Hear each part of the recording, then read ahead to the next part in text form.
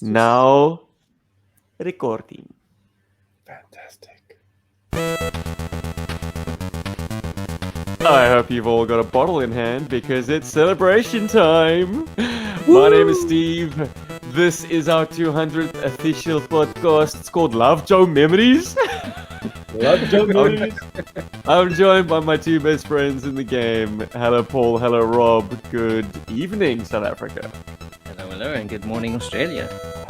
Hello, you misfits, and good evening, Australia. Good evening, good morning, Australia. Good evening, Rob. Hello, I'm alive. Yay! Let's do this. Let's indeed, and it's a celebration to be sure. So we've all brought some party trinkets. What's your poison, gentlemen? I'll start. I went to no less than 2 bottle stores yesterday. Whoa. Because it's Just buying it all this stock, eh? Yeah. Right? No, it being the end of the month and the so-called speech, Ramaphosa, our president's speech about lockdown, sort of setting to drop on us at any minute. Everybody decided, oh well, crap, they're going to ban alcohol again. So I think everybody went and bought all of the alcohol, which means I couldn't get any Jose Cuervo. I couldn't get myself any tequila. I went. I came home empty-handed because I knew that in the back of my mind I have a bottle of Captain Morgan Spice Gold rum. Piratical. Yeah, of course I had. And I think the last time I opened this, it was on my birthday, 2016 or 2017. So it's matured.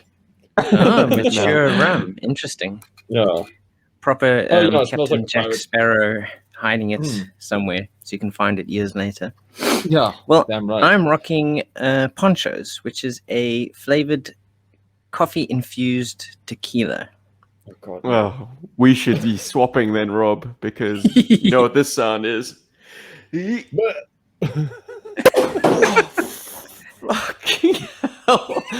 I didn't expect that much force. Wouldn't be a celebration without some bubbly.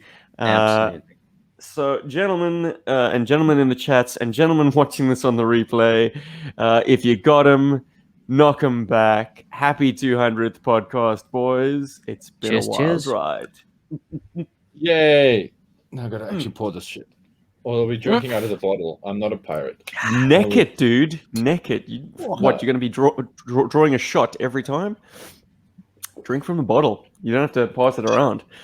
And even if you did, hey, you're between friends. Oh, fuck, cheers. Cheers, everybody. Drinking dry champagne at 6:15 a.m. is certainly a G.I. Joeberg first, if not a Stevie J first. I seem to recall, like, New Year's past, particularly if I was camping or something, and there'd still be like open bottles of champagne littered around the campsite, and I was that guy at sunrise, necking them. Anyways, gentlemen, there's no date for a G.I. Joeberg-wedstrijd. Jy weet wat dit klink is. Dis tyd vir die multiple choice guessing game, lekker drinking game. Met jou host, Stevie J. En ons deelnemers, Paul, Deadly Pencils en Roberto. Yay! 12 jaar van Afrikaans in school. Ons gaan lekker vanaand speel. Jy praat so lekker. Guys, if that completely sailed over your head, it's time for a little bit of a pop quiz celebrating, I suppose, the infamous outings of the G.I. Joeberg crew. With a twist, we've turned it into a drinking game. Pardon me, I'm going to be belching through this because that bubbly is bubbly. So, gentlemen, without further ado, let's break the ice and do some shots. If you get the question wrong, you do a shot. If you get the question right, the games master does a shot. Hey. At the end of the questionnaire, the difference between the winner and loser is the number of shots that the loser needs to take. And in the case of a draw, I do 3 shots. So my word. let's get down to business. I don't know how you can play along back home. I guess just do a shot. Every question, do a shot. Every option, do a shot. Every incorrect answer, do a shot. Every correct answer, do a shot. Let's get very festive. Let's get dangerous. First up, are you guys ready? Yeah. Yeah. Well, do a shot. Oh Hold on. shit, we weren't ready. We have to do a You have shot. to pour a shot, not shit. No. From the bottle, young man. All right. Let's do it. First question, Robert. What was the name of the comic store that Steve and Paul first met at? Oh, Was it- holy shit. I've got Oh, some the options. options. Oh, There are thank God. options this time. Yeah. I went one step further. It's just to keep it interesting. Was it A, Nexus, B, Anime Works, C, Cosmic Comics, or D, Outer Limits? I'm gonna go with B, Anime Works. Final answer. Do a shot, Yes. Paul. He's right. I have to do a shot because he's right. That's fucked up. I mean, that's Yeah. funny. Oh wait, Right. no, it is Yeah, you. you- Yeah, you do yeah, a shot because he's You right. do a shot. Because I'm right. Don't you do a shot because he's right? No, that's only if we both get it wrong. Oh. Well, get ready, Rob. All right, okay. Have you administered your punishment, Paul? It's time for your first question. After the initial classified reveals, Rob said on a podcast, if there's one classified figure I'd get, it would be, and here are your options, the convention exclusive Snake Eyes. Yeah. B, Cobra Commander. C, Prophet Director Destro. Or D, Scarlet. I think it's PDD, Prophet Director Destro, if memory serves. I hope it serves me well. Hey, Damn, Robbie, son. do Damn. it. Do You know me it. too well. I'm just lucky. You're dude. correct, Paul. Well done, sir. Yes, indeed. Yay. Rob said if there was one classified figure he'd get, it would be PDD. I have the power of Storm Shadow on my side. Indeed. Okay, Rob, your next question. You're both 1 for 1. This is going a lot smoother than the last time we did these quizzes. What primary military specialty did Paul give you when authoring his file card for you? Was it A, long-range weapons, B, intelligence, C, criminal investigation, or D, analyst? I'm going to go with A, long range. Long-range weapons. What makes you Yeah. think that? Because I think he thought it would be an interesting thing for me to have, is being able to attack people from a long distance away. From a distance, the earth looks green and blue. Very good. Wow. Well, congratulations, Rob. That is correct. Paul, Hey. drink. Stop closing the bottle, Paul. You're going to have to. Sorry. There's no swearing in this Hey. episode. It's not child friendly. No, exactly. We're gonna be uncorked. But yeah, gents, if you think it's tough getting drunk and then passing out and then having to work the next day, imagine if it is already the next day and in a couple of hours you need to drive your wife to the hospital to get her COVID vaccination. Actually, she'll do the driving. Let's not be irresponsible here. But still, I'm on daddy daycare. Okay, question number 3. Okay. In episode 190, this is for Paul. In episode 191, Rob's oil and water character team up was A, Flint and Baroness, B, Sci-Fi and Slipstream, C, Roadblock and Storm Shadow, or D, Destro and Lady J. No. What is A and B again? A, Flint and Baroness, B. Sci-Fi and Slipstream, C. Roadblock and Storm Shadow, or D. Destro and Lady J? G.I. Joe Oh, gods, Paul's in be on my trouble. side. B. Paul's Sci-Fi in and trouble. Slipstream. Oh, he got it. Rob, No. Oh my terrific. god. Oh my Why? god. Correct. Well done, Paul. 3 sheets to the wind. Yar. Oh, How's Yeah. tequila going down, dude? Because tequila is that thing that maybe you should be shooting like once every 45 minutes, not every 5 minutes. well, it's more like tastes more like a liqueur than tequila, thankfully. Right. Good. You're gonna project Still got that that edge, tomorrow. though, I'm sure. But it still has that. Yeah, it does. Also, I just Mhm. want to just up the ante here a little. There is Uh-oh. no water in my neighborhood as of like 4 o'clock today, What? which Who means needs I water? won't be able to make any long distance phone calls properly. Which means I'm going to be on mop duty tomorrow if this goes bad. Just saying. Oh, jeez. Yeah. It took me a while for the cogs in my brain to get at what you're getting at, but yeah, take it easy, Paul. Hold your, You hold haven't your even liquor, been drinking. goddammit. Yeah, but it's rum. Ugh.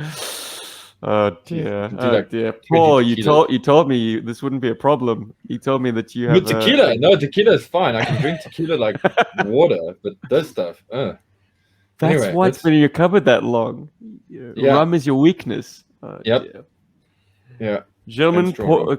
question number 4, and there are only 6, I'll have you know. So this is getting neck and neck kind of stuff. Rob, you have to get this right. Puke outside. Paul has started a series of live streams with the aim of sharing customizing tricks and tips. Is his show called A. Some Assembly Required, B. Under Construction, C. Sturdy Construction for Rugged Play, or D. Snap On, Stay On? I think it's A. What was A? Some Assembly Required. Yes, that one. Correct! Oh, I got a Hey! drink. Yes. You Oh, gotta hit it, Paulie. congrats, Sorry, Robbie. pal. Yes. Hold on. Now, as long as Paul gets the next one wrong, then we won't be at the same amount of shots. Mhm. Ah. Ah, All right, okay. Yeah. Paul. Yeah. In order to tie this up and have me shoot instead of you, what color are the boots on Rob's definitive Firefly? Are they A, white, B, gray, C, brown, or D, black? G.I. Joe gods be with me now. D. D, black. Black. And you'd be right! Congratulations, Yay! Paul!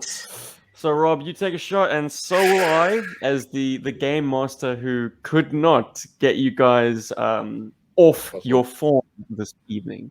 My You goodness. each got all 3 questions correct, and I'm very proud of you. My little babies are ready to leave the nest. Anyway, bottoms up, Robbie. Yep. Cheers, cheers. Oh. Looks him. It's the bubbles, man. The bubbles that fuck you up quicker. Yeah. I can't do champers, eh? Mm-mm. Well, yeah, Be a can't do headache. champers and can't do champers before breakfast. Mind you, I think I've got some orange juice lurking around here somewhere. I could make mimosas and be all Make posh. a mimosa. But be all that would posh. be cheating, wouldn't it? Yeah. Guys, for our 200th Bonanza, we took to the socials and we got some incredible responses. The question was, we wanted to know, it was a 2-part thing. We wanted to know, and this comes to the heart of what G.I. Joe Burger is all about. We wanted to know how you played with G.I. Joe. Your most cherished toy memories.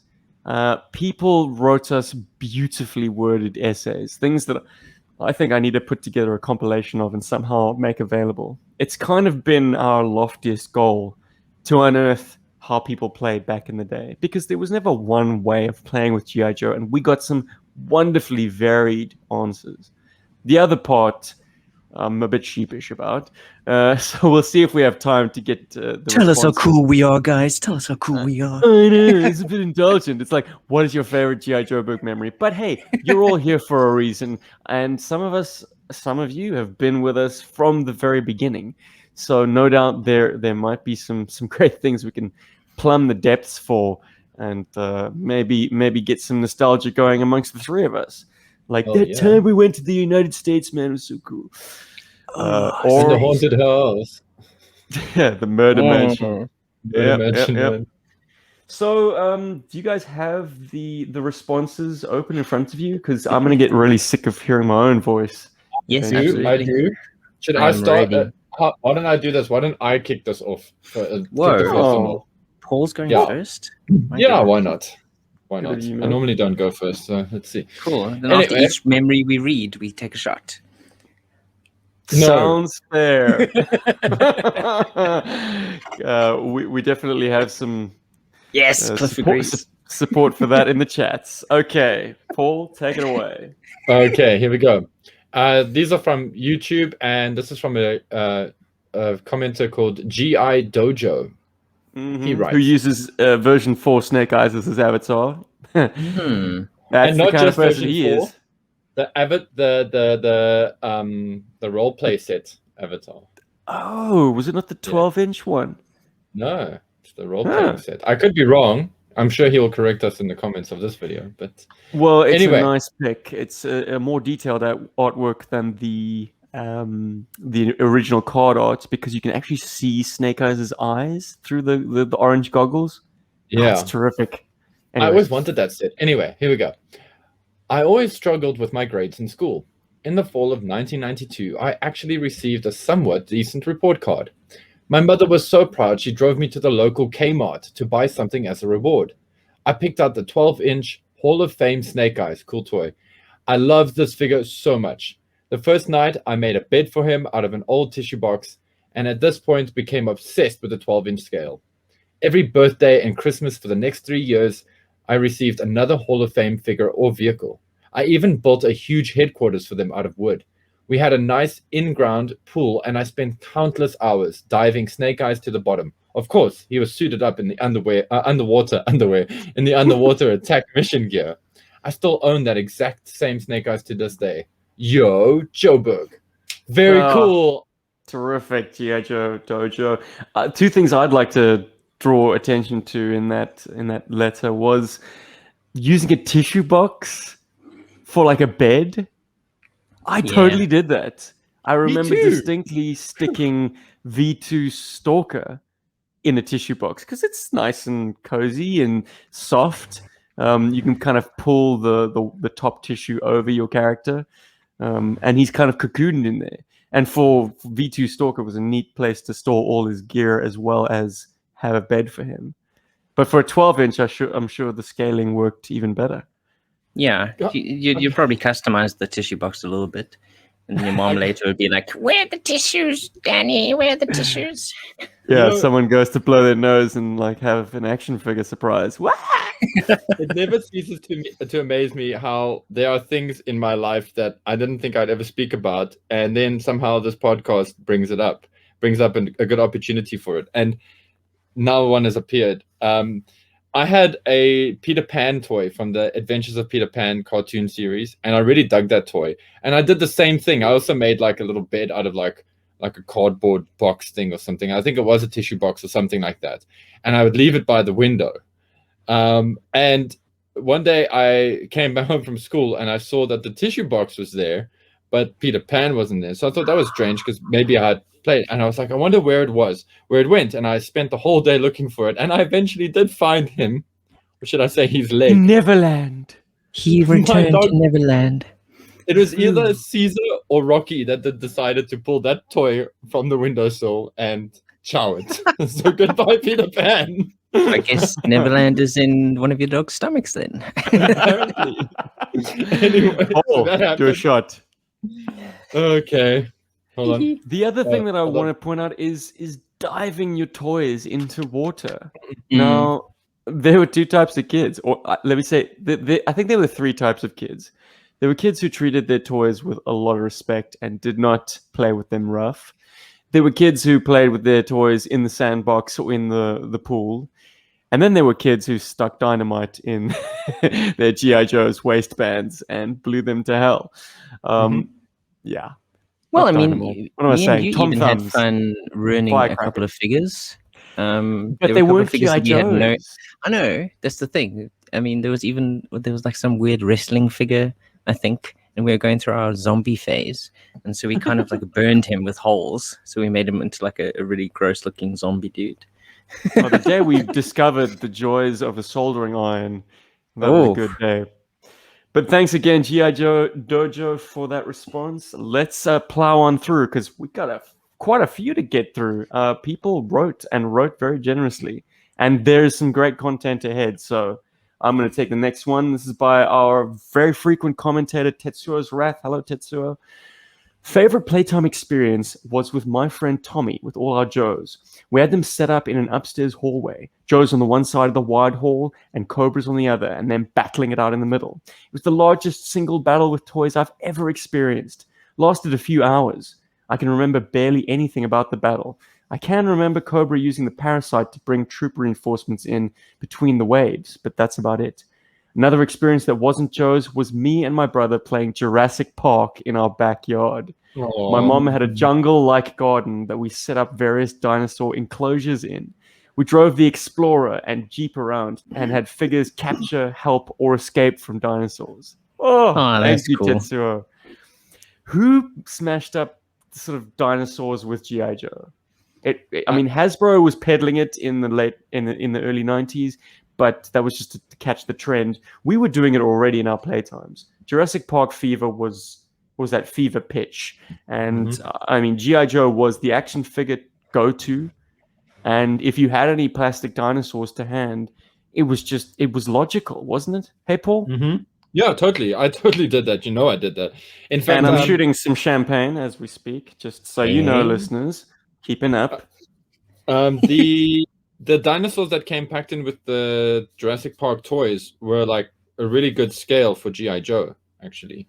And so I remember like doing that quite a bit because I couldn't really reconcile Dr. Grant in his giant state with the Joes. But I definitely had a lot of fun with those dinosaurs, mixing them in there. And I think at the time, if anything, the scaling of G.I. Joe helped. It would make the dinosaurs that much bigger. Exactly. And then I also still had one or two dinosaurs from my Dino Riders days. Like I still had the one pterodactyl, like the yellow and black pterodactyl, and the Deinonychus. I think I still had that. Yeah, and ironically, the scaling worked well in that sense as well. In reverse, because Joe's being bigger than the Dino Riders figures meant that the Velociraptors were the right size.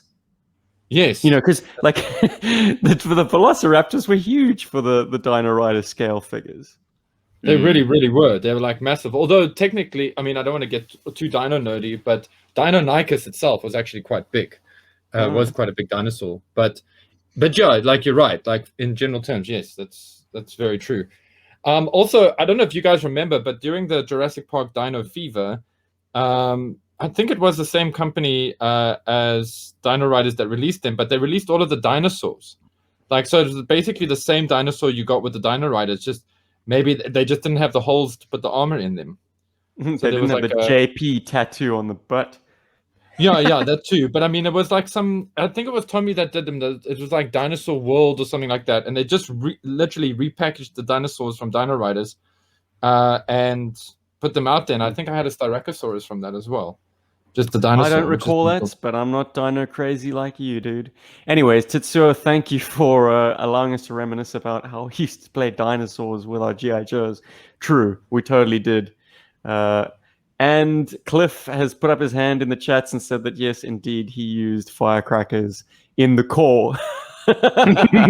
Good. Spare your valuable G.I. Joes. It's the core that are the disposable dudes. But yeah, we Rob, you probably might recall we used Koki pens, felt tip pens. We went crazy on those figures to make them, especially the was it the Bionic 6? Bionic 6 figures, yeah. They were our go-to zombies, and I regret that now because that that ink is not coming off. Yeah, no, they're zombies forever. And Rubbing I'm glad alcohol. we helped someone like Ryan. Ryan is saying in the comments here live, he blames us for getting him back into toys and for not for making it okay to not feel bad for playing with toys again after his son watched the flag review. So yeah, Aw. I'm glad we helped at least one person get back into playing with their toys. That's pretty awesome. That is pretty awesome. We might be enablers, but we're playing to a very, very easy audience. It Hell doesn't take much to get a Joe fan to buy Joes. That's all I'm saying. So And to play with them. I mean, I'm so glad have that yourself people to blame. still play. Robbie, Well, you want to read our us next- Outback Stews? Hell yeah. Outback Stu gave us a nice little comment. Well, I never really played as Joe versus Cobra. I made up my own stories. Outback and Tolerant were cops, and there was a guy trying to kill Outback. It went on for a long time. Leatherneck was their sergeant. Crankcase is Outback's dad and also Law's brother. Tolerant is Law's son. So Outback and Tolerant are cousins, and Tolerant was the one trying to kill Outback the whole time. Whoa, this is complicated. Me and my cousin played this storyline for years, and all this was after G.I. Joe won the war against Cobra. But Cobra was mind-controlling Tolerant, and a lot of other Joes to one day rise up again and take over the world. We never got to the Cobra Rise of Power part. Anyway, that's how I played G.I. Joe. G.I. Joe isn't the comic books or the cartoon. It is what each person wants it to be. I love Hell that sentiment. And drink. Oh, yes, drink. Switch. But it's so true. Like G.I. Joe could be, you could be straight up just playing what you saw in the cartoons or comic books, or you could be, superimposing your own plot lines onto these avatars essentially. And I love absolutely. the fact You that create your own little like dynasty, like soap opera. Well, I love the fact that Stu set up these kind of like almost family relationships. It seemed like there were two feuding bloodlines, and it comes to a head in this partnership between Outback and Tunnel Rat. And they're both like they're good cop, bad cop, and the one is trying to kill the other secretly. Oh, terrific! Yeah, stuff, it's crazy. man. It's very cool. Well, Stu, I hope you get a chance to continue the story. Do it. Keep going. Finish this. Finish where you started. Well, if you are looking for Stu's continued adventures, the man has a YouTube channel and he frequently posts. I mean, I think there are over 100 episodes by now, but Oh, hell yeah. it's pretty involved stuff, and he has a very detailed headcanon. I've said this before, but I think it bears repeating. So, Rick, nice job, man.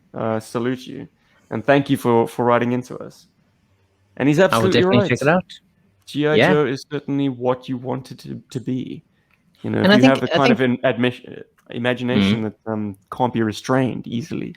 And I Do think it. G.I. Joe, more than other lines, also lends itself to that because there are so many different characters, and there is kind of like a set storyline, G.I. Joe versus Cobra, but with so many different characters, you don't fit into like specific roles necessarily. You can essentially create your own stories, which I think is pretty cool. I mean, I don't think you can really do that with other lines like He-Man or Thundercats or something.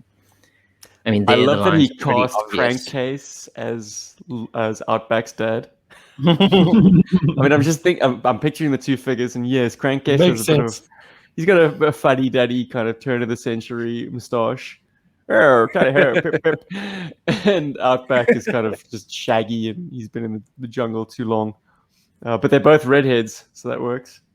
Yeah, it makes perfect sense. Paulie, you're up, buddy. The next one comes from Zazel Logan Phoenix.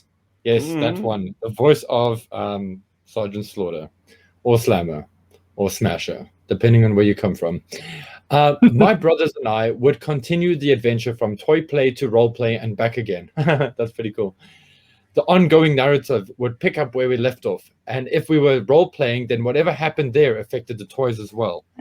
That's actually very cool. And I can relate to that because on a few occasions, Dave and I would go on, like, my parents would sometimes get invited to these sort of police retreats, where they'd like go to like a park or something, and it'd just be like a whole bunch of like cops there, like chilling out. I And thought the police never retreat. They never. Retreat! But in this case, This riot's getting out of hand! Fuck Anyway. it, they can handle it. Let's go home. So like often these things would take place in these like cool kind of campsites and whatever. So David and I would often like go and like role play as like Snake Eyes and Storm Shadow or whatever else, like running through the jungle, having like ninja fights and whatever's, and then sort of like coming back and then kind of playing that out a little bit with the toys as well. So yeah, I can totally relate to that, Zazel. So that's very cool. I don't know about you guys. Did you guys ever do stuff like that? Zazel included a picture. Maybe I'll flash it up now. He, as a youth, also wanted to play as Sergeant Slaughter. But, I mean, and now Zazel has the most fabulous beard I think I've ever seen on any man. So it's with some irony that he had a phony moustache in the picture. But yeah, man, he's playing the Sarge back in the day. I think his brother was playing Snake Eyes, maybe, if I'm recalling our conversation correctly. Yeah, man, we used to do that too, but I don't think we didn't have the continuity of like our role play game adding to our action figure game story. Yeah, it would be something separate. Yeah. I think certainly you and I, Rob. I mean, we were always on the hunt for T1000s. Terminator 2 Judgment Day played a big role in our role play. Absolutely. But I think, yeah, generally, like, the toys were our outlet for role playing. That's why, like, Playtime wasn't necessarily always just about missions and fighting. It was about the downtime. Or we created really cool, interesting stories, like with the my brain is dying. With all the cool storylines that we created, you know, it wasn't always just about fighting. It was about creating cool worlds, like with shifters. So all the role playing really came out when we were taking the figures up and, you know, in investing them with life.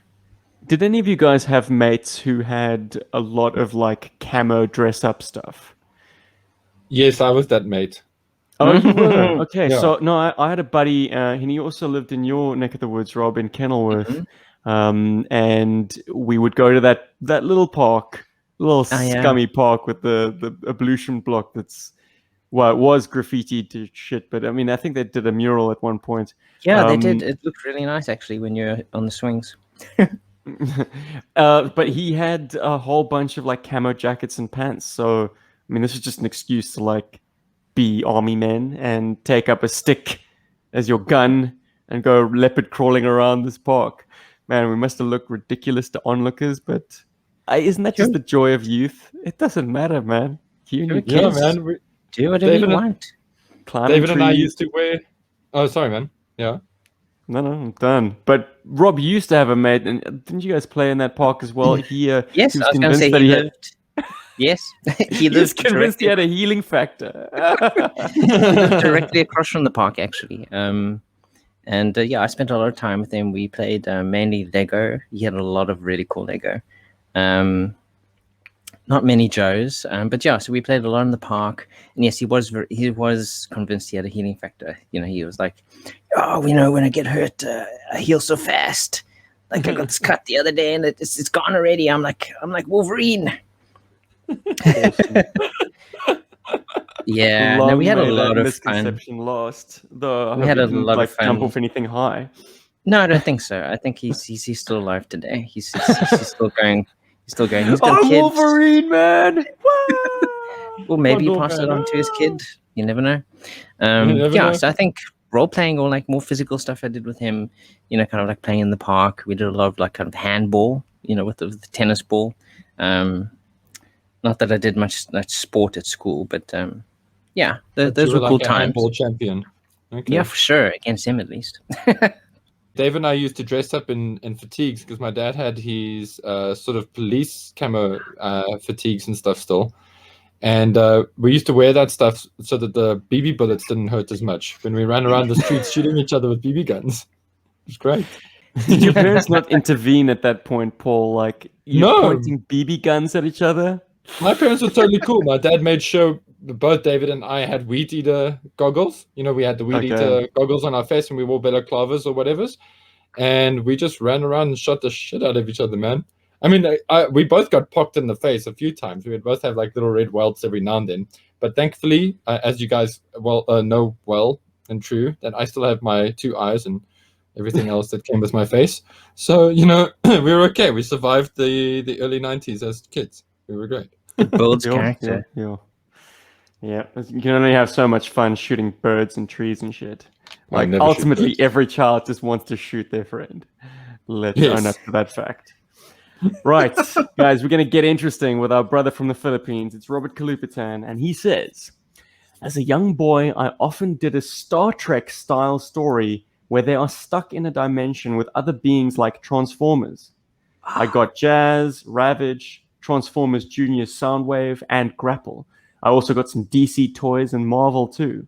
They were trying to build a colony base, but the environment is their enemy as they try to survive. The hostiles were cats, birds, and sometimes toy aliens figures.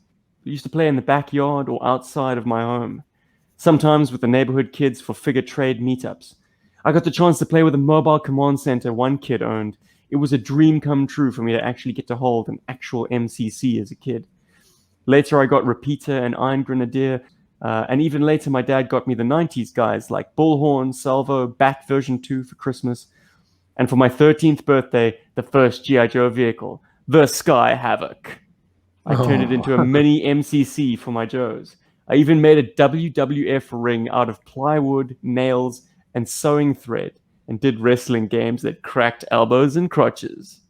Ooh. Thank you, Roberts. Dudes, did anyone use the actual environment as your enemy? Like, it was an adventure just for your figures to stay alive in a kind of a hostile world? I don't think so. I think it was always like figures versus figures. I mean, the environment obviously played a factor because it's where you were playing in, but it wasn't like the main enemy of your heroes. Well, clearly No, life is rough in Manila because Robert was having to defend his Transformers and other assorted action figures from the cats. that's like a video game right there. These It's evil awesome. feral cats. Oh man. Awesome. I wonder how much of that is truth and how much of that is maybe nostalgia goggles. Like, hey, get away, cat, evil cat. No, But it could yeah, have just no. been that like there was like a neighborhood cat that just kept walking in through his like play area like there when he set up in the park, and they were like, oh no, it's the evil cat. It's A really familiar cat will often kind of come up and nuzzle you in your hands and possibly whatever you're holding. But every once in every while, it will unleash the teeth. There'll be a little nip. I do still possess, on particularly my Marvel action figures, little bite marks that remind me of good old Jenny Anydots. Rest in Aw, peace, Jenny. absolutely, I'll drink to that. Oh, thanks, Rob. Thanks, Robert. That is a terrific notion, like that you had the imagination to pretend you were on a hostile planet with your action figures. Clearly very Trek inspired. Hopefully you didn't have too many red shirts. Who's up? Well, our next comment comes from Mark van Leuven, and he says, my cousin and I love to play out an ongoing story for weeks at my grandma's house. The preparation alone itself took days. First, we thought out how the story would end, its settings and locations. Then we started building dioramas for each part of the story. I would do the cardboard pieces and backdrops, and my cousin, the technician, would make underground bunkers, trapdoors, elevators, and extendable bridges. We used anything that lay around, including old green flowered curtains as green mountains. The story played out evolved over the days and could change easily along the way, but it always ended the way we intended. So much fun. Yep, that's the That benefit of is having freaking cool. That is Yeah. very cool, and that is definitely the benefit of having the Benelux catalogs in your life. Well, there we go. Hmm. Heck yeah. That is actually so awesome because it's kind of similar but different. I think the way that how Steven did it was that he kind of just made it up as he went along.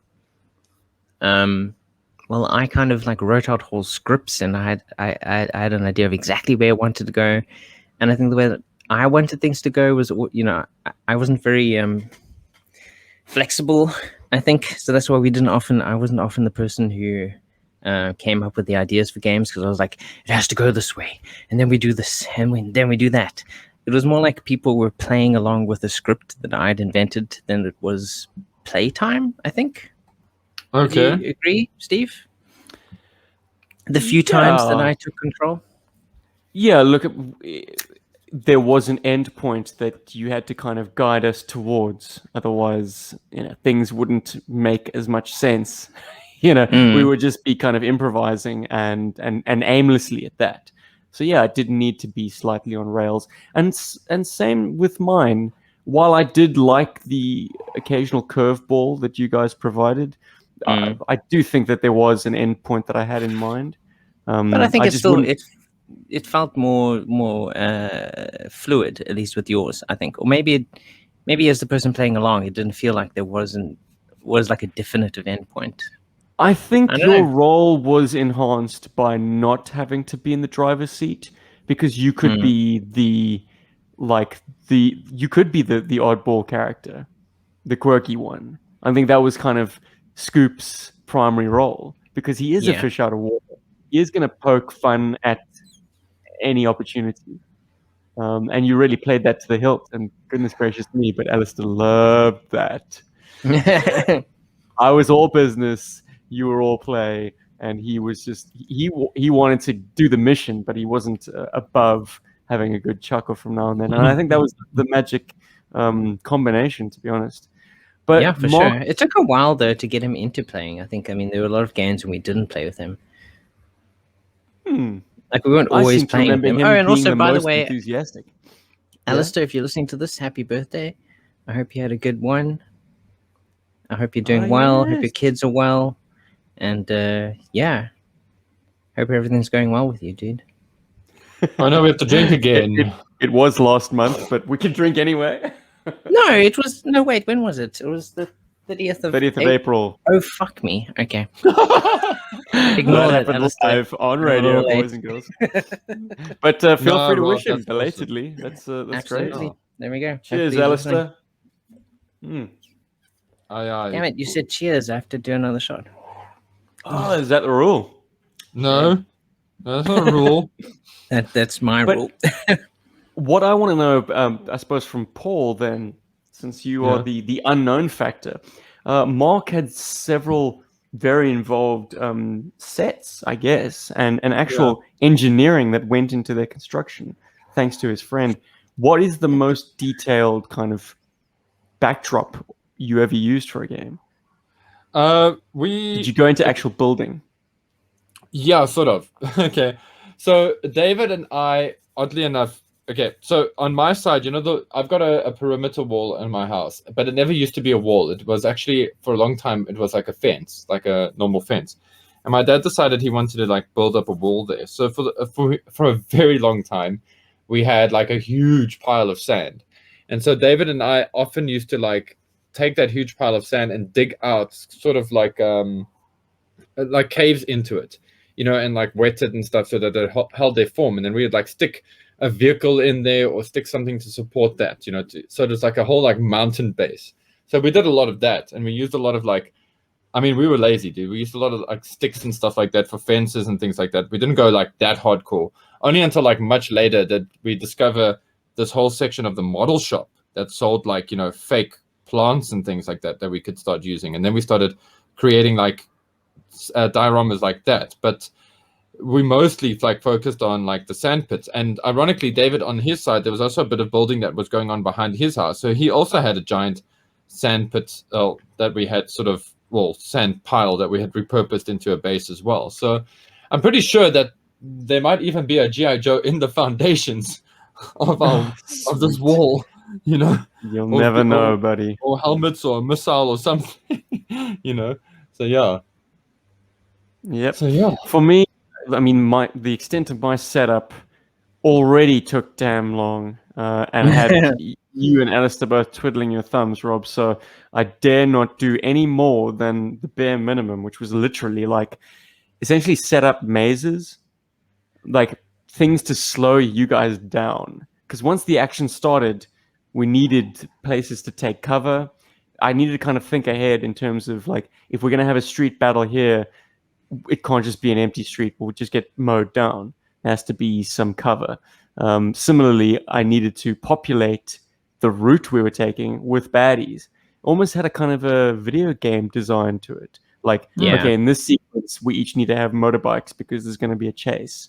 And in this sequence, there needs to be a sniper on that rooftop, and we need to be taking cover from him. So, like, we would progress through these various situations that I had to kind of populate ahead of time. And yeah, that would be the setup. And I would insist that you guys were cloistered in either my room or my brother's room while I did the setup, so that you didn't see the reveal. Like, oh, there's a hidden surprise here, an enemy mech. That is very video game design. There were definitely phases. I think you went through phases where you even printed little things out for like panels and things, and actually set up like with like kind of like mini dioramas type things. And then there were phases where you're like, fuck it, let's just play.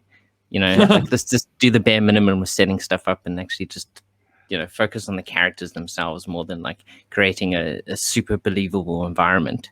But sometimes, but Alistair demanded a high body count. He needed lots of bots to shoot his way through. It was exhausting because to Alistair. Well, he would obviously take them out with ruthless efficiency, and I'm like, geez, I just armed and set up like 30 core figures, and you've just annihilated them all with like some C4.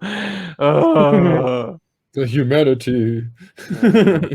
So, Mark, that's incredible. Cool. It's nice to know that people took such pride and enjoyment in the setup, because, yeah, unfortunately, that was never the case for us. Well, I'm loving that so far. The stories have been very different. I mean, there's been very different experiences that people have had with playing with their toys, and from complicated diorama setting up and like planning of what you're going to do, from like just literally just having fun and jumping in your pool and, you know, diving with your figures.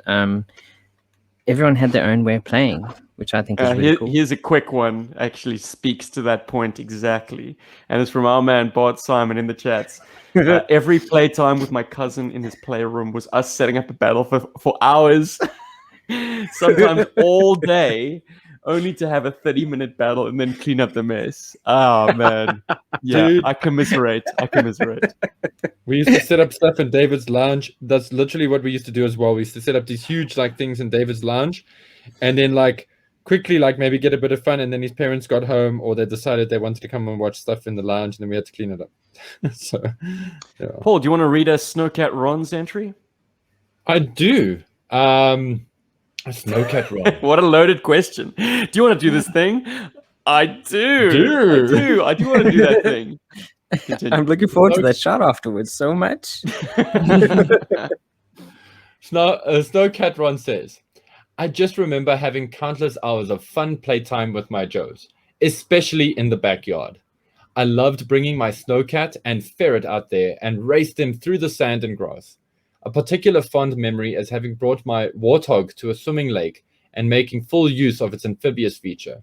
It wasn't about the story to me, but just the experience of the interaction between the toy and the real environment. This is probably why G.I. Joburg has secured a place in my heart. Aww. Also, I loved building stuff out of cardboard. I made a silent castle with throne room for Cobra Commander and an office for Destro. This diorama building helped in creating stories. Dude, that is awesome. That is super cool. And it's interesting to me because Ron he has such an immaculate collection, and he prides himself on, if things aren't squeaky clean and perfect when he gets them, my goodness, he's going to work them up to a museum quality finish. So to hear that he likes to take his toys outside, it's such a wonderful contradiction, and it's I love it. You can enjoy G.I. Joe in any environment, but they really, really take on a whole new character and a whole new dimension when you've got them in the sand or in the jungle or underwater. I mean, yes, absolutely. To any kid who had the boldness to put their warthog in the pool, you were rewarded by the fact that this is an exceptionally buoyant toy. Very, very fun to have it bobbing around in the water. Yeah, Warthog was the best for that. Like I remember like when I got mine and it said it really floats. I popped it in the bath, obviously, like as I've mentioned before. Hang on. Does the warthog have that proclaimed on the box? I think that was like a hidden discovery because it's not a boat, right? So you don't Yeah, but- expect it to be. Well, it's meant to go into water, though. I mean, it is amphibious. Sure. We definitely You're made that maybe connection you're not early on expecting in it the to game. float, though. I mean, I think it's meant to be able to just be able to go through water without stopping. I mean, obviously being damaged by that because the engine is quite high up on the body of the vehicle. So I think it's more like it's not like it's meant to be driven through water like a boat. It's more like it can go through water without stopping. I think But the real I don't know. meant to be like a Amphibious? boat. But Rob, I think I made the discovery that it floats in your presence. I think it was at Honey's pool because my folks didn't have a pool when I was growing up, so You had we the were at lemon a- tree and the chickens. yeah, Yeah, exactly. chickens. We did have chickens back in the day, Yeah, but yeah. Rob, I think the first time I popped the warthog in the pool was at Honey's house. I don't know Huh. if you were there or not. I think it was an evening, so we were swimming late into the night. I still have my water wings. You could swim confidently by then, you bastard. Hey, I'm so confident because not to go on a tangent, but to go on a tangent. I was taught at the Newlands. Oh God, okay. He's gonna do it. I did do it. I was taught to swim at the Newland swimming pool, which is actually near where I work now. And the instructor was quite extreme in the way that he taught you how to swim. I remember the very first lesson, him kind of like dunking me under the water. And like I suppose almost drowning me and being like, "You better learn how to swim, or this is going to happen to you a lot." Oh my god! Natural selection: swim or die. Are you a fish or are you a brick? So that was the very first lesson. I still remember that to this day. This guy like dunking me under the bloody water. Yeah, that probably wouldn't happen to kids these days, but it did happen back in the day. Oh my word, dude! Yeah. Oh my goodness. I've lost So track. Snowcat. Well, I'll do one. So Snowcat Ron has a story to share. I just read remember that. having. I Did you just read that one? I just read that, drunk boy. I just read that. The next one is okay. Darren God. Cobb. Darren Cobb. Okay, Darren Cobb. Somebody's Okay. getting drank. Yeah, I think I'm almost halfway through this bottle. Oh my god! Every time someone cheers or something, I have a shot, and I had like one before we started. So, okay. So, What's gonna be liquor tomorrow? Liquor. I can't hold my booze part. Lubricated. I'm just What a starting. party. Jeez. Well, actually, no. I mean, I can hold my booze. I just haven't drunken in quite a while. I can So- also hold my booze. I'm currently holding the Captain Morgan in my left hand, Well, there and we if go. somebody brings me tequila, I'll hold it in my right hand. Ergo, holding my booze. Moving So, Darren- along. It's Darren Cobb. Growing for me was like one of the early Joburg vids, as I too used a massive surplus of VCR tapes as walls building materials for my bases. However, a lot of my terrain was borrowed stuff. For example, my Castle Grayskull became a Cobra HQ. Unfortunately, I never had Snake Mountain. My GoBots command center was the ultimate transforming base for the Iron Grenadiers. My forces were an interesting mix of Action Force and Joe. The forces of Ironblood were in a loose alliance with Cobra. I remember Red Jackal being used to impersonate Destro on several occasions. He always got found out.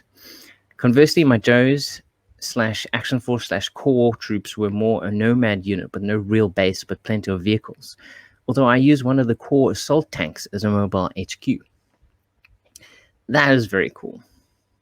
I'm assuming Darren is British because of the Action Force references.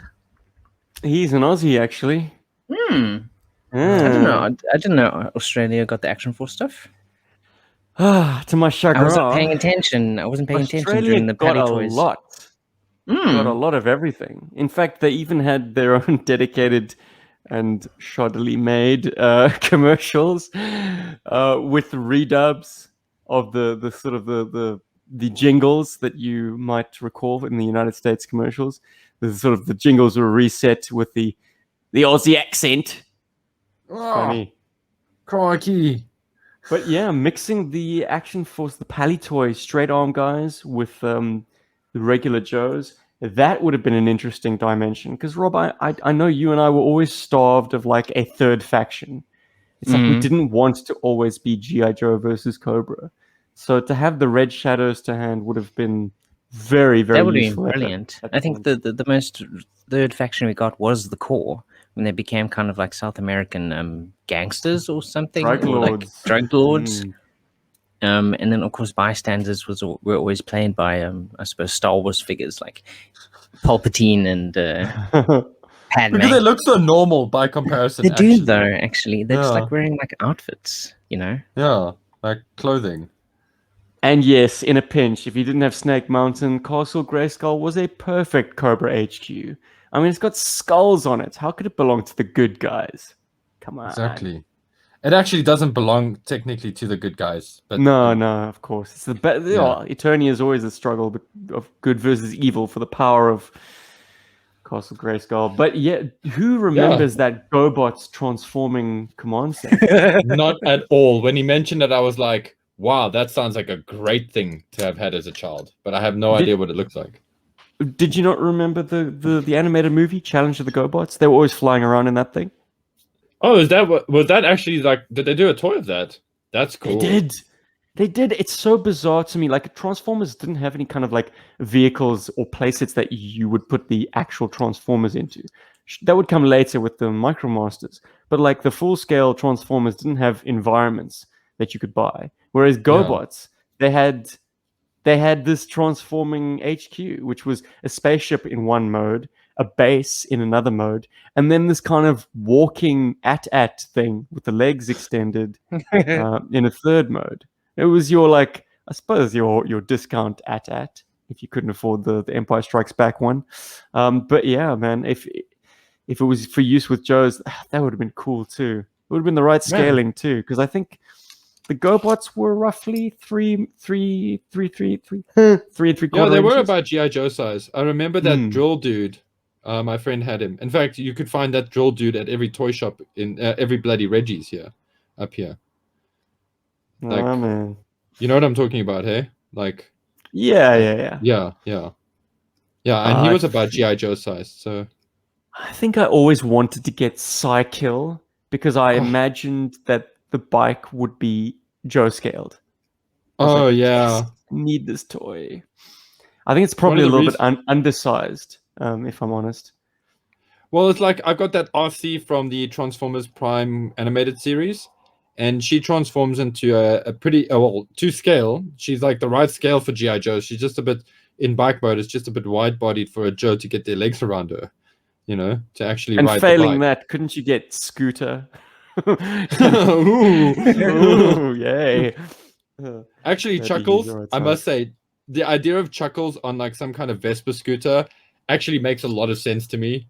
Like that actually, like he's the only guy that can make that cool. You know?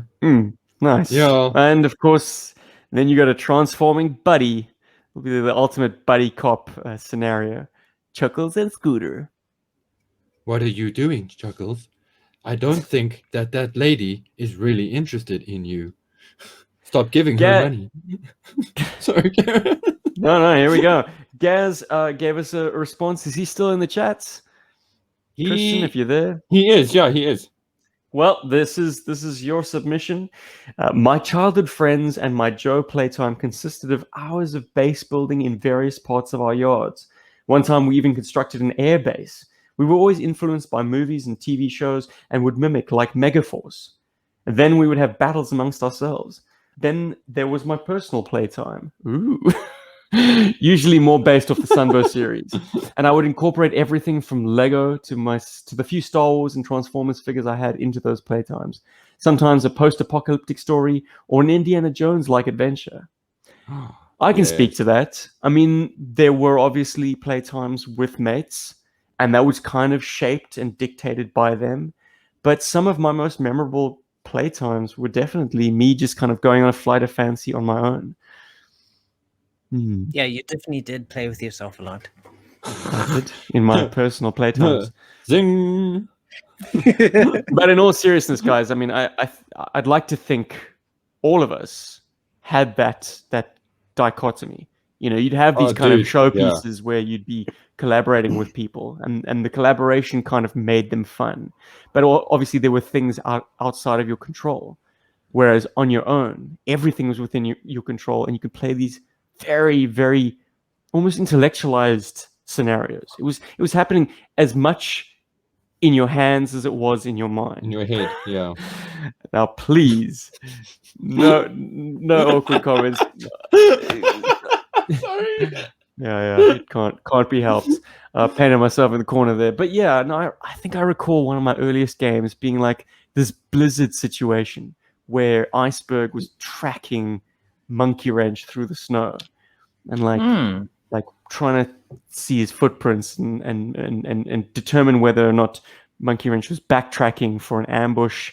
And it was this kind of cat and mouse game happening with like next to zero visibility. I guess I was very inspired by Luke Skywalker stumbling around in the snow after the cave encounter on Hoth. Oh, interesting. Hey, speaking of, did your Monkey Wrench squinted my eyes and made the sound a lot. Yeah, Paul? No, I was just going to say, like, it's actually two things I was going to mention. Firstly, did your Monkey Wrench, Monkey Wrench still have his crotch? Nope, absolutely not. I have no recollection of a crotch on any Monkey Wrench ever. There's obviously something really crazy going on with Monkey Wrench that, I don't know, quality control. It's the Mandela's crotch. I would have worded that differently. All right, but you can word Cody Scalf's submission if you'd like. Yes, this brings me much joy. Cody Scalf, who, sent me a very cool He-Man toy. It is a mouthful, but bear with us. I mean, it's very detailed playtime. There's a shot on the other side of this, my dude. You got this. Sweet, let's do this. I think you actually need to take a shot before and after. Yeah, I'm going to take a shot actually before I do this. Hold on.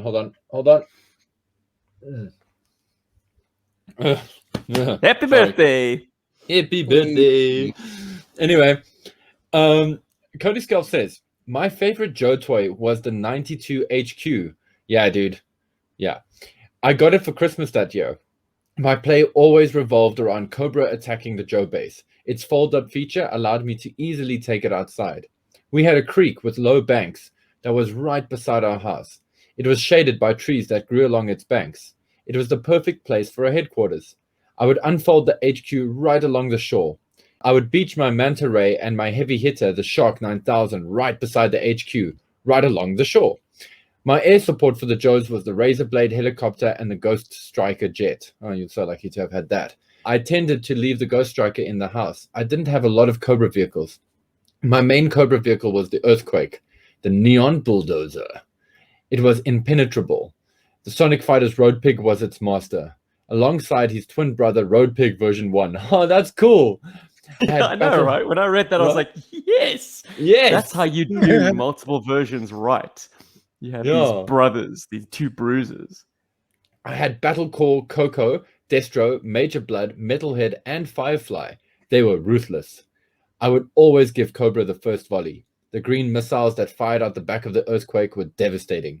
I liked the Joes fighting at a disadvantage. The first thing that always happened when the HQ was under attack was the tower was destroyed.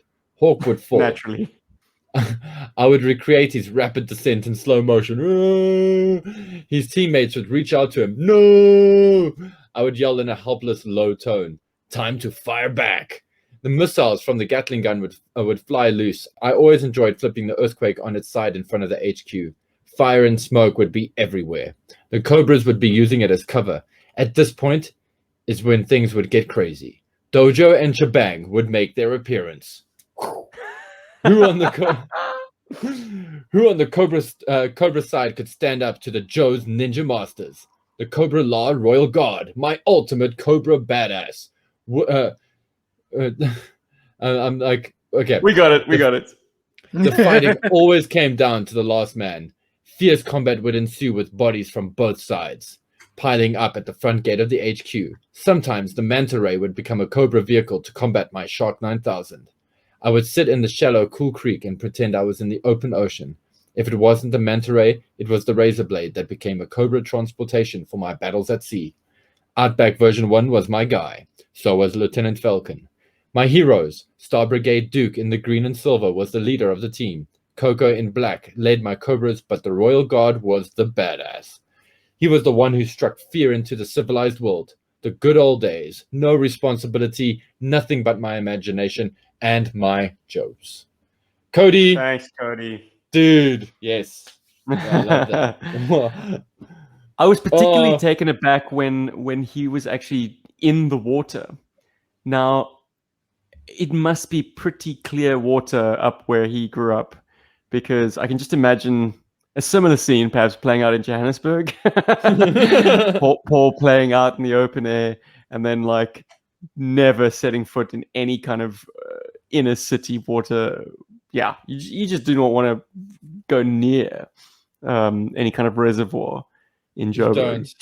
Well, okay, to be fair, like in the 90s and the late 80s and early 90s that I can remember when I was a kid and stuff, we could play in the Yukske River with no issues. There was like no litter. You didn't see chip packets or rubbish or anything. My buddy Storm and I trekked all the way along the Yukske the one time, and we made like a makeshift raft, and we sort of took it down as far as we could. And I mean, that water was clean. There was no risk of bilharzia or nothing like that. And you know, like I have a really early memory of being in Victory Park in Hillbrow, where I was playing in the fountain, like as like a 3-year-old or 4-year-old, like rolling around in the water and playing in those fountains and stuff. It was totally, totally safe. But yes, now it's a cesspool. Well, now a lot of those places have been reduced to like septic waste rivers. Anyway, something else of interest to pull out of Cody's essay is the fact that he liked having Joe play at a disadvantage. Like right in the beginning of his battle, Hawk is taken out. Like the tower of the 92 HQ explodes and Hawk falls presumably to his death. No. So the situation is desperate. And that's interesting. I don't know if I did much of that, to be honest. This kind of like G.I. Joe's on the back foot. We have to defend the base. I mean, I can recall one Notorious game that I think we never completed. It was very much inspired by the first comic book I ever read from G.I. Joe, that being 130, which is an assault on the pit. But yeah, we never resolved that, did we, Rob?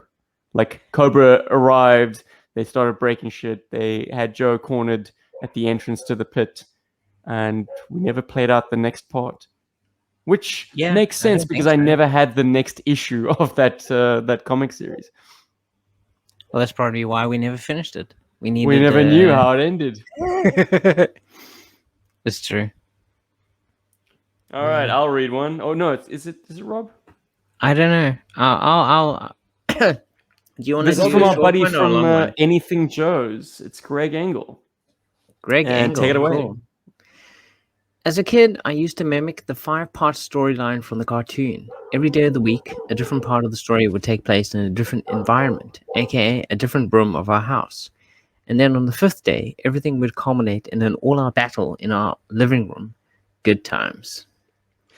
I wonder if Greg wanted to recapture the kind of the globe-hopping adventures of the miniseries. Like it's like every episode was characterized by, you know, attack on the roof of the world or whatever, and the worms of death at the bottom of the ocean. So like similarly, every different room from every different day in his 5-day game maybe was characterized as a different kind of environment. I'd like to think that's where he was going with that. So Greg, if you're listening to this, let us know if you're listening to this.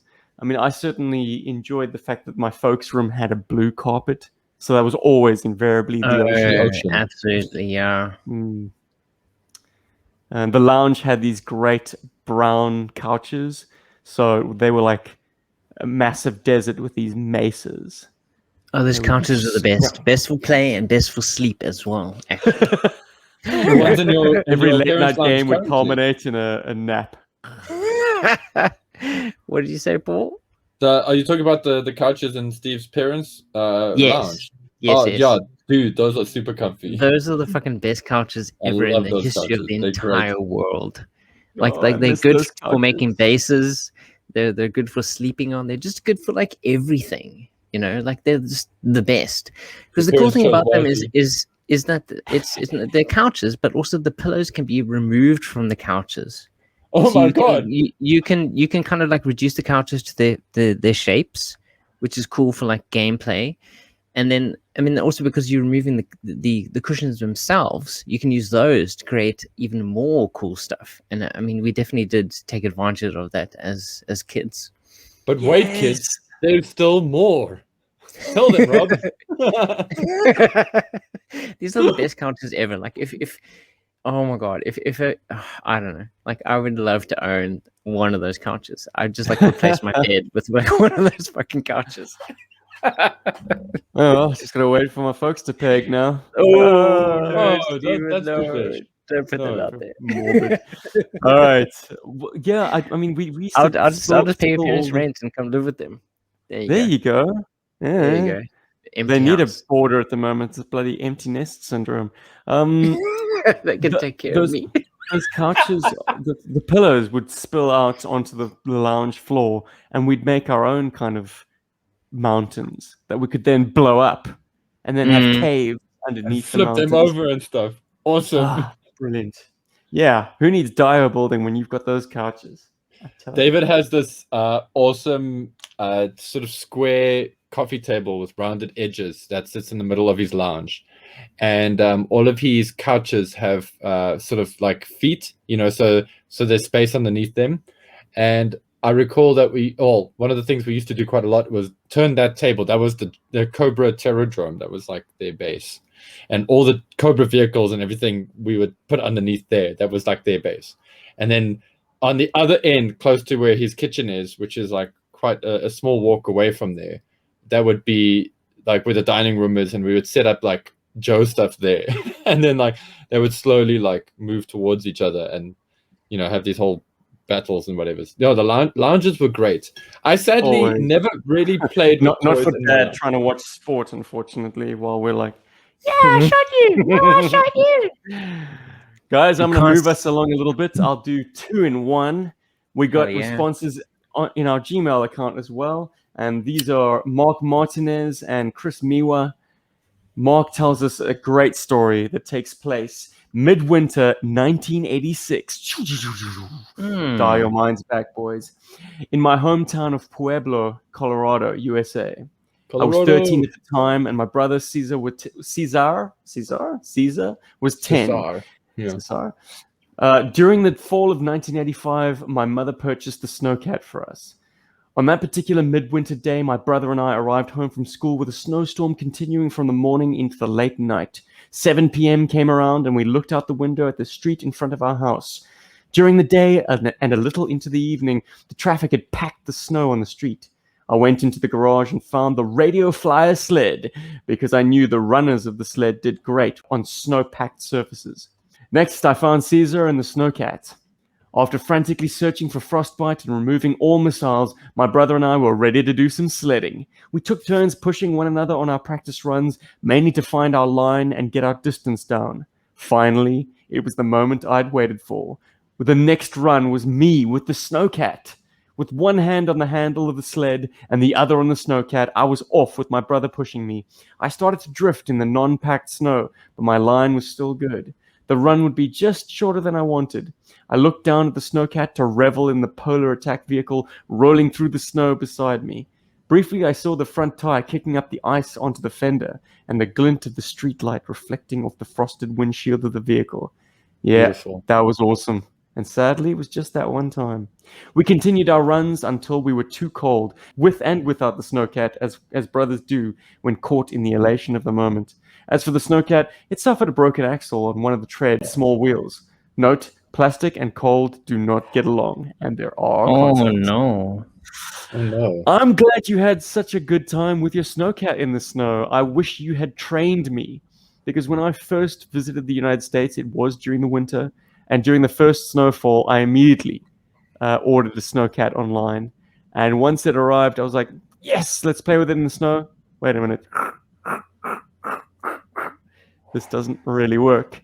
So yeah, that maybe was in Tacoma. Tahoe.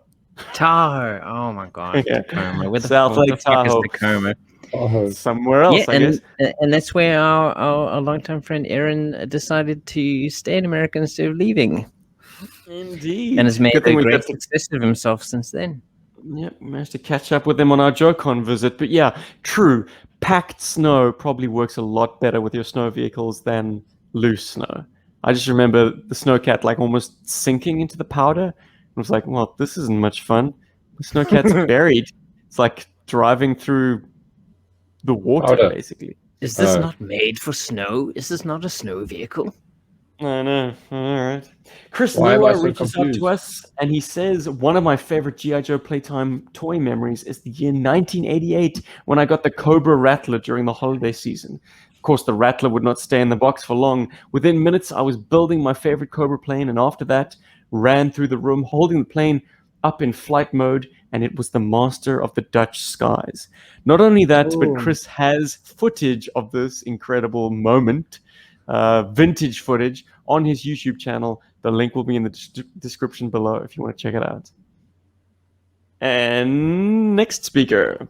I'm gonna do this one. I want to take a shot. Hey, I'm gonna do. I want to do this one because I actually got something I want to say with this one too. Ted of Action Robot Punch says, I really owe my best G.I. Joe battles to my sister Lauren. Through the unselfish act of allowing me to stage my Joe battles in her dollhouses and playsets, she gave me access to the civilians and locations that a combat team like G.I. Joe so dearly wanted. And needed, actually. Having buildings and non-combat people allowed me to play out countless close-quarter battles, hostage scenarios, the Cobra safe house needs to be found missions, the let's hold out in this house until reinforcements arrive game, and countless others. This allowed for great memories like low light targeting Destro through a window and taking a shot, or the Tomahawk rappelling Snake Eyes, or rappelling Snake Eyes and Stalker onto the roof where they could gain access and wipe out Cobra's base. But this also attempted to get my sister in on the game, and she'd pick a few Joes to control herself. That's the best. Of course, I'd annoy her with orders and constraints, but she was always mostly cool with it. And Lauren did have the ultimate veto power by threatening to evict my soldiers from her playsets at any moment. I was really lucky to have such a great sister and playmate growing up. Fun times and fun memories. Yo, Joe. So, yeah, guys, I'm going to quickly throw this out there. I don't have siblings, and yeah, and but my friends did, and they had sisters, and their sisters would also sometimes be cool with us, like using their like doll houses and things like that. And I don't know if you guys remember a toy line. It's these like little like mice or these like little characters, and they have like a like felt, and they got Forest like little families. Is it Forest Families or something? Yeah, Well, and remember now they there's used the Sylvanian. Sylvanian. But back then, Transylvanian. then I think they were called forest families. But that was like that toy line had cool little things like little chairs and little tables. And I remember one of my friend's sisters had like a little house, and it was like a 2-story little house, like kind of, you know, like how house toys were made, like doll houses were made, but it was the right scale for G.I. Joe. And I always felt sheepish about asking my parents if I could buy one of those, because I always thought it was like a for girl's girls. toy. Yeah. Buddy, I did have a sister and some cousins who were also girls, and when they were playing not only Barbie, because I mean, I Barbie. suppose if you just if you eschewed scale for a second and disregarded it, G.I. Joe could kind of be Barbie's bodyguards, but they used to play a lot of My Little Pony. So I'm going to spin out from Ted's story ever so slightly and say that for some reason these prize ponies needed G.I. Joe protection. So my guys were busy walking the perimeter while they were combing ponies' hair and doing show jumping and whatever shit ponies do. Pony people do. Yeah. And I think the scaling was at least a bit better. Like Joe scaled with the ponies better than Joe scaled with the Barbies. The Barbies. But yeah, that's terrific, man. I love those scenarios. We totally needed civilian housing. Yeah. To accurately play the G.I. Joe versus Cobra, like armed forces versus a terrorist unit play pattern, you needed civilians. Mm-hmm. not only the environment, just people. It became very kind of like a very sparse world without like other toy lines to kind of make that world up. So for that, to that end, we used a lot of Playmobil. Like Playmobil were just good nondescript civilians. The scale was slightly off. That didn't matter too much. A lot of them were kids anyways. I mean, what's more devastating? Take an adult hostage or take a child hostage? Ooh. As long as the child's not Macaulay Culkin, who will thwart the bad guys somehow. Anyway, moving along. Yeah, thanks, Ted. We have to include this. I was going to roll it over into next week, but it's very timeless. It is once again a voice note, and this one comes to us from Falcon. Hello, G.I. Joeberg. So, you boys want to hear some war stories, huh? Well, back in the late 80s, if you wanted to be on my crew, you needed to be a Green Beret. Flint, Dialtone, and I were a fearsome force. We sent so many Cobras to an early grave. My shotgun never ran out of bullets, and my knife slit open many blue shirts. Sorry to get a little graphic with you guys. When we rode into battle, we loved to take the Desert Fox. Flint driving, I'm running shotgun, and Dialtone in the back. Sometimes we let Repeater come with us so he could man a machine gun. We've broken into the Terror Dome so many times, I knew my way around it better than the janitor. Unfortunately, sometimes my other Joe friends found themselves in a little bit of trouble, and then it was up to us to get them out. For those rescue missions, we would always take the Tomahawk. Fly in, fly out. And don't forget, my secondary specialty is a medic. But enough about me, guys. I want to take this time to congratulate you guys on 10 years of your service for the G.I. Joe community. Thank you for your passion for G.I. Joe. Thank you for keeping the conversations going, and thank you for connecting fans all around the world. Here's to many more podcasts and many more Playmation videos. We salute you. Falcon, out. I wonder if Falcon's been drinking or if he's been taking something stronger. Whoa! After that But one, thank we you, got Falcon. Thank you for the congratulations, buddy. Awesome, awesome, awesome. Keep putting Very bullets cool. in that shotgun. Glad to hear like he's got Repeater on the gun and Dialtone in the back. Very cool. Oh, yeah. Awesome. All right. We're moving on. Moving on up. Joe Hunter 73. As a boy, I grew up on a farm in Kansas. My backyard consisted of rows of trees outlining our property to shield us from the Great Plain winds. Past the trees were acres of fields in every direction, so as a child, it was a wonderful playground. Summer, fall, winter, and spring. The stage was set for any child's imagination. I would take my Tonka toys and create a Joe base just beyond the trees. Road grating paths for the tanks and vamps, using Tonka cranes to dig up the trenches and foxholes to fortify the base. Breaking up tree limbs and sticks to lay over the dug-in holes to make command bunkers. As for my Cobra Forces, I used the interior drum of a washing machine to use as my Terradrome, placed atop one of the small hills of dirt. Around it was much the same as the Joe's base: foxholes, small bunkers, and pillboxes made from sticks. So many fond memories would happen over the years in this playground world of mine. I didn't gut a washing machine drum, but I think I had a stand-in drum as a Terradrome. Like, any bin will do, right? Absolutely. Yeah, man. Well, I admire that kind of building expertise. I don't think I ever had that notion in me. At one point, Rob, we were digging up the yard in order to create a water feature. Yes, there's the back alley of your house.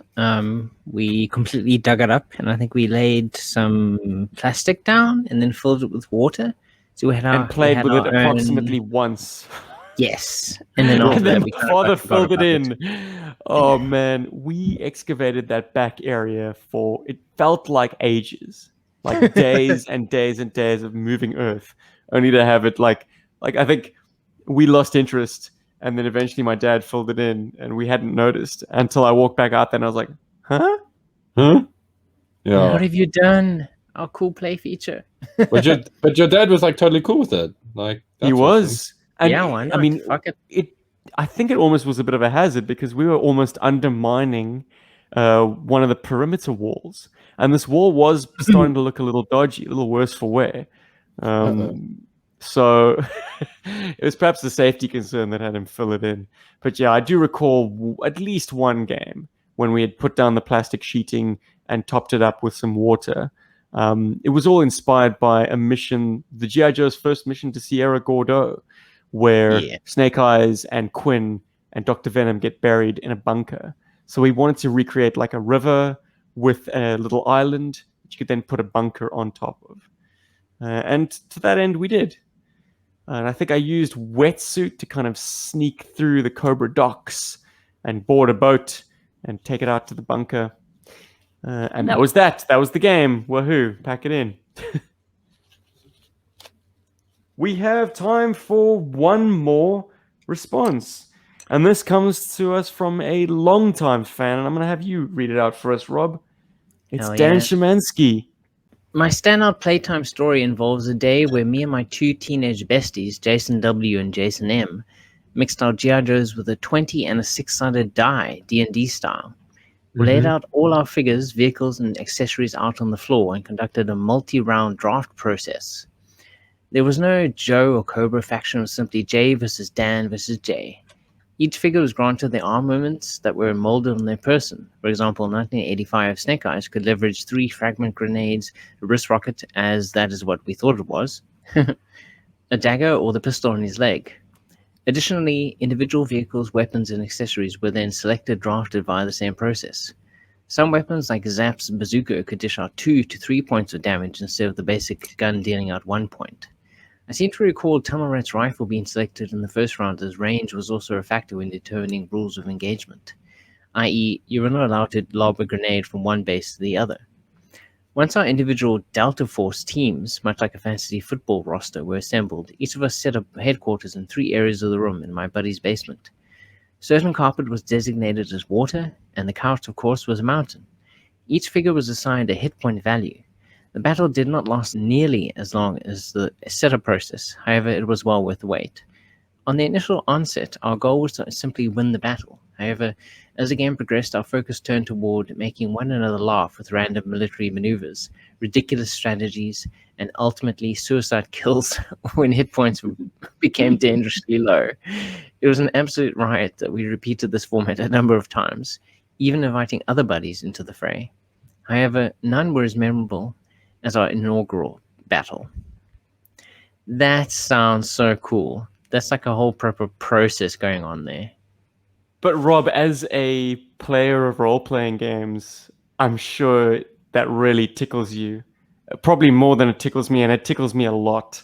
I love the idea of particularly like admiring an action figure's sculpt and saying like, okay, he's got 2 grenades on his chest, he's got a holstered pistol, he's got, like actually investing each of those items as an item in your inventory. Yep. So cool. Yeah, Dave and I did that. That's what we used to do, because we started fighting over like my bullet hit you and all that crap. So we just used 2 6-sided die. Yeah, well, that's the thing. Yeah, we the 2 6-sided die and created stats and stuff. This was around the same time I just started playing Magic around then, and there was another card game called Rage, and Rage had these like cool cards that were designed to have stats on them, and so we built the character sheets, a bit of that. Yeah, it's very cool. Well, I suppose if you insisted on your games always being a deathmatch, you ultimately had to set rules. I think because we typically played a more cooperative type adventure versus bots, essentially. Cobra was always controlled by me. I was always putting up the pop-up targets in front of you and Alistair, Rob.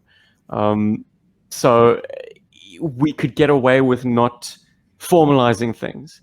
But if you were trying to compete with your friends to have an ultimate victor in these games, I think the best model is that role-play game, 12-sided, 6-sided die style. And Dan sounds like he and his friends cracked the code. Dan versus Jay. That would have been a great game to take part in. I would have loved to bolster your numbers back in the day, Dan. And I think it's fair to say that all of the people who contributed their stories, and all of the people perhaps listening to this and in the chats right now. Like, had distance not been an issue, we would have been the best of friends. I'm glad we Yeah. found each other ultimately. But man, I would have loved to have joined all of you on these Playtime adventures. What a time we would have had. And on that slightly sentimental note, I think I'm going to start the walkaway, boys. We do have Yeah. plenty of great responses listing favorite G.I. Joburg memories, but we are running out of time. Well, I'm running out of time. I suppose you guys could continue into the night. But well, 200 part 2, i.e. 201, is just a week away. And well, to be honest, the channel or the concept of G.I. Joburg will only really be celebrating its 10th anniversary in October, if I'm honest. So we jumped the gun a little bit on that. So maybe it will be a good opportunity to crack open some of these messages. I mean, if you can stand the wait. If you consider that the second episode was uploaded in March 2012... We're actually a year ahead of our 10th anniversary. Yeah, but that episode was uploaded quite a while after. After the initial recording. Okay. I was going to tell this story at the time, but you've kind of led the horse to water on this one, Rob. Sorry, Steven.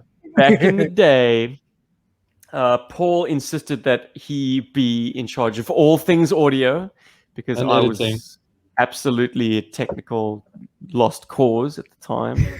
I still find it hilarious that the most technically inept person is our editor and our everything technical wise on our podcast for the last 10 years. Yeah, I but think dude, there's a compliment in that, but you've also called me inept. So I think you need a drink, Rob. I'm going to. Like, no, but I mean, you've definitely. I mean, you've done what you had to do. But yeah, get back to the story. Well, Sorry. I mean, the story simply wraps up as like I was waiting on Paul to release this episode, and I waited, and I waited, and I waited, and I waited. It was October. I waited till I think March of the next year. Yeah, because I was getting into my head too much with it as well, and yeah. Paul overthinks things, guys. I don't know if you realize that by now. Well, in any case, I demanded the audio from him, and the rest is history. I've been chopping these things up ever since. I went from the typical editor's mistake of making too many cuts and just being too obsessive over like. I remember those times when I tried to edit some things. Before times. I would cut things so yeah, I know. Yep. Sorry. Oh, continue. Shit. I just dropped my nano brick robot. No. Now it's a 50-part nano brick robot. No, it's even what's smaller than nano? Don't drink and build. Yeah, carry on the story. Oh no, the story's done, man. So embarrassingly, the the release dates of our podcast do not line up with what I deem to be our birthday. But mid-October we recorded that episode, so I'm calling that our 10th anniversary. But yes, we will revisit this topic then, I guess. And also to celebrate this a little bit with some merch, because I do. As you guys all know, we have a merch store where you can pick up our fantastically awesome merch. But I have released a special new piece of merchandise to sort of commemorate our 200th episode. I didn't put 200th episode or anything like that on the shirt because I thought, hey, that might just be a little bit lame. So I just did this. So it's the Joburg boys in our 8-bit styles on the Joburg logo, nice and easy, lemon squeezy, and and not too cheesy. So and it's also available. I love that, Paul. I love that. Thank you, buddy. Pleasure, dude. So that's available now in the merch store. I released it when we started recording. I'm sure we'll have a link in the comments and all that good stuff. And I'm glad that you love it, Steve. It makes me very happy. Fantastic. I might need to save up to get myself a cool hoodie. Well, Rob, I'm working on the logistics of that. I need to send us some samples. But I will make one available. We need to get together and just decide which ones you like, because then I'll get our local printers to print them for us. Extra 'Cause large, my yeah. dude. Extra large. Okay, cool. Hell And yeah. then Stephen, we'll sort him out. And then guys, there is an unboxing that is going to be popping up pretty soon after this episode. I'm hoping to get it out on Monday. I have finished editing it. I just have to export it and all that good stuff. But so that's coming out. And then also, if you've been paying attention, I did get an extra Zartan. Monday 2023. No, it will be like tomorrow. I 2032. literally have it ready to spool up. I just didn't want to. I just didn't want to upload it now because I didn't want to mess up our chatter. But it does remind me that I've got a second Zartan, and I think we do need to do it as a giveaway. So we're going to figure out how we're going to do that as a giveaway, and also just to help celebrate our 200th episode. So more on that probably in the next episode of the podcast. And what else is there that's really, really, really awesome to mention? Oh yeah, the fact that we have so many awesome people like that, dig the show. Guys, thank you so much. Absolutely. So many people sent us so many cool stories. I mean, we read out most of them now. And obviously there's all the stories about how cool people think we are, which we'll get to in a future episode. And everyone in the chat, even right now, while we're recording this, I mean, it's so cool that everyone enjoys what we do. And we enjoy that you enjoy it. So, oh yeah, it's awesome. I'm so happy that we're able to still do this, and I mean, definitely. I mean, even going to the States was an absolute amazing. I mean, we always say this, but it was an amazing experience that people made it possible for us to actually meet them. Actually go to America. I mean, I've always wanted to go to America, and I'm so happy that I was able to go there because of our love for G.I. Joe and our audience's love of G.I. Joe as well. I think that's amazing. And my I poor keep girlfriend. wishing I could tell 8-year-old Steve that action figure in your hand right now, that's going to take you places, young man. Hell yeah, dude. Yeah. I wish I had something cool to end us on, but I don't, because I am drunk. Alcohol. So I guess take a shot, because you're drunk. There you go. There can be no better end to a successful podcast than a righteous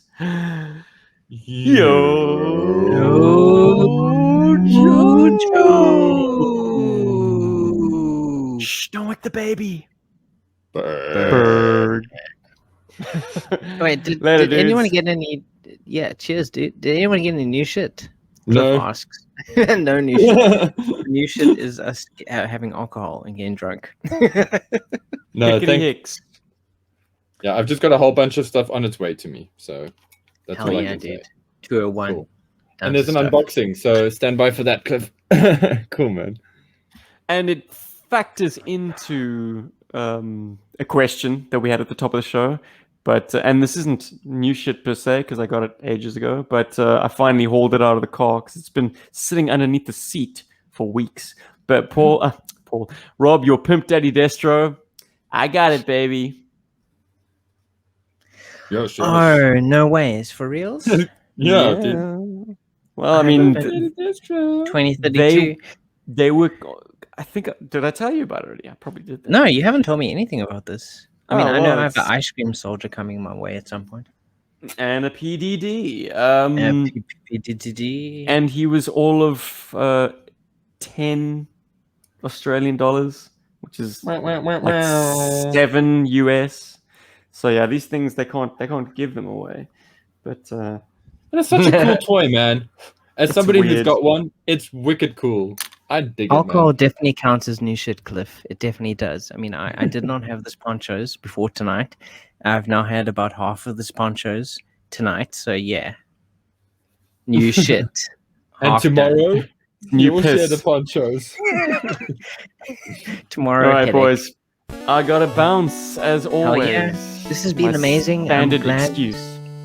I'm glad we've been able to share this time with so many people. And all the stories definitely prompted us to share our own stories. So I mean, you've learned a lot more about us. You've learned a lot more about people that listen to us. And yeah, it's been an awesome experience. 200 episodes. I haven't been on all of them. I've been on most of them, and yeah, I'm always happy that Paul and Steve met on that fateful day in Nexus Comics Anime Works. back in the day. Anime Works. And Paul was like, "Oh, we talk about G.I. Joe a lot. Let's record our conversations. I'll even edit them. Maybe do some cool sound drops and stuff." Oh, definitely edit them. That sounds amazing. That sounds, I just have to show up and talk about G.I. Joe. You talk shit, you edit everything. That's amazing. And then the whole world will be able to listen. 6 months later.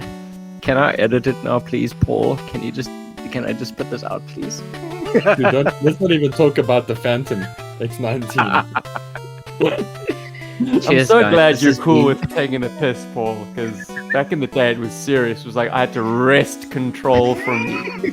Like, no, I'm responsible for the visual element of this enterprise. It'll be amazing. It'll blow you away. Like a bazooka to the face. Well, now Cool, we've guys. all found our respective spots, so it's awesome. Hell yeah. Oh, Yo, Joburg. I'm in Yo, bitch. Yo, Joburg.